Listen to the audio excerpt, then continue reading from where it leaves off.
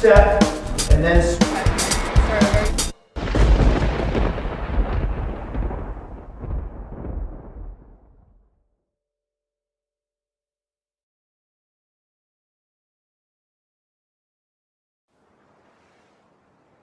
This is Kung Fu Golf, Chamber 2, Chapter 2 in the Kung Fu Golf Manual, Stretching and Flexibility as it relates to golf. This video is a supplement to the Kung Fu Golf Manual available at kungfugolf.com for free.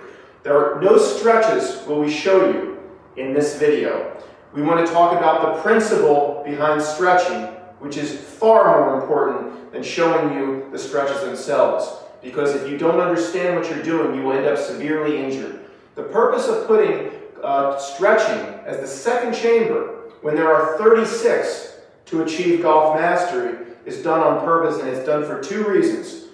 Reason one is to weed out 90% of those that would say they want to be Kung Fu Golf masters someday.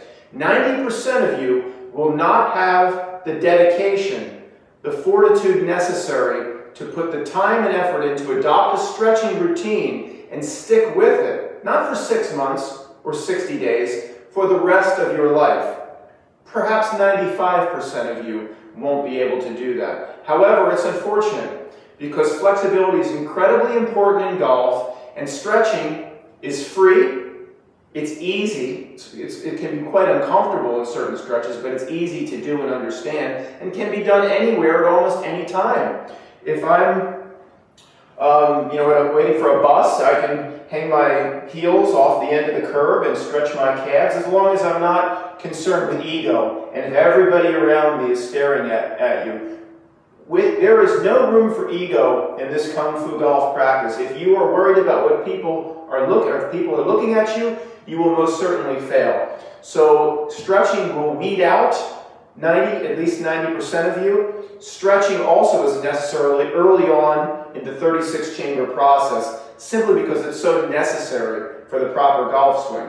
If you are an overweight man that has never worked your body, which I call, as people get into their 40s, half men that simply do nothing for their bodies and their bodies go to pot, well, of course you're not going to be able to get a full backswing. Maybe you get here, and you're probably not even be able to extend your left arm. You're probably going to be in here.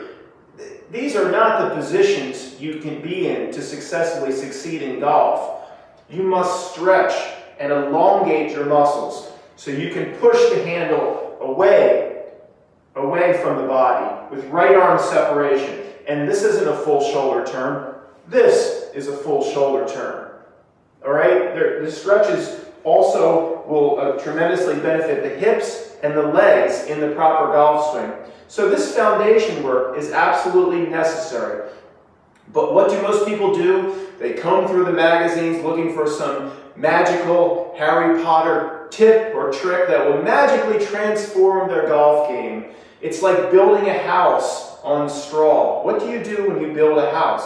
You pour a cement foundation. And only if the foundation cures and sets properly can you build the house on top of it. The same is true with chamber 1 and 2. Now on the stretches themselves, two quick things and we'll wrap the video up. One, think of each stretch as taking tiny, tiny little bite-sized pieces of where you ultimately need to be. So the best example is if you cannot touch your toes, you should really try to touch your toes when you're sitting on the ground. If you can't touch your toes, assume it will take you 6 months to get into the positions you want to be in. Never push a stretch. You will end up severely injured.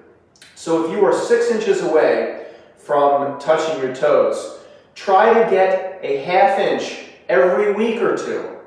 In other words, don't push immediately for the ultimate position.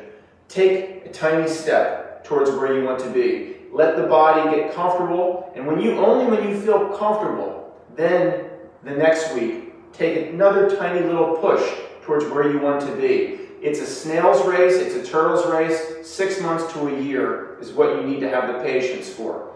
2, that's for when you're doing the stretch itself. But in terms of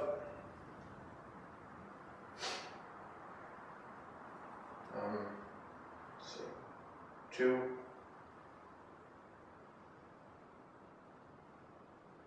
2, the actual stretch itself. I can touch my toes, but it takes me 3 to 4 minutes in the stretch itself to be able to touch my toes.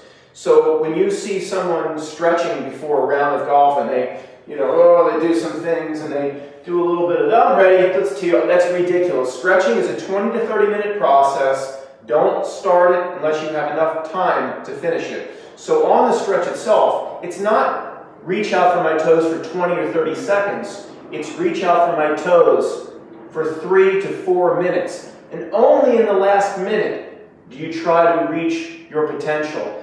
Give your body 2 to 3 minutes to warm into the stretch. 20 to 30 seconds, no. 3 to 4 minutes per stretch, yes. Just to give you a final example, yoga is tremendous for golf. Tremendous. If you could do yoga twice a week, your golf game will improve just from that with no other practice. There's a yoga move called pigeon. I'll show it to you. It's incredibly good for the hips. You take your right leg, or the first leg, and you put it underneath you. Your other leg is back. And then you simply sit down into your hip flexor. Now, there have been yoga classes that when the students got into pigeon, they stayed in pigeon for 30 minutes.